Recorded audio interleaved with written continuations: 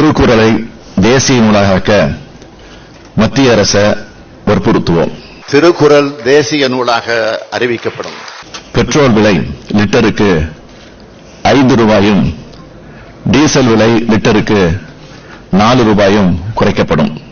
LPG cylinder விலை 500 ரூபாய், petrol விலை 75 ரூபாய், டீசல் விலை 65 ரூபாயாக குறைக்கப்படும். நீட் தேர்வை ரத்து செய்ய கழக ஆட்சி அமைந்ததும் முதல் சட்டமன்ற கூட்டத்தொடரிலேயே சட்டம் இயற்றப்படும். தமிழ்நாட்டு நீட் தேர்விலிருந்து விலக்கு அளிக்கப்படும். இந்தியாவில் வசிக்க விரும்பும் அகதிகளுக்கு இந்திய குடியுரிமை பெற்றுத்தர நடவடிக்கை எடுக்கப்படும். தாயகம் திரும்பிய இலங்கை தமிழருக்கு இந்திய குடியுரிமை வழங்கப்படும். 100 நாட்கள் வேலை திட்டம் 150 நாட்களாக உயர்த்தி வழங்கப்படும்.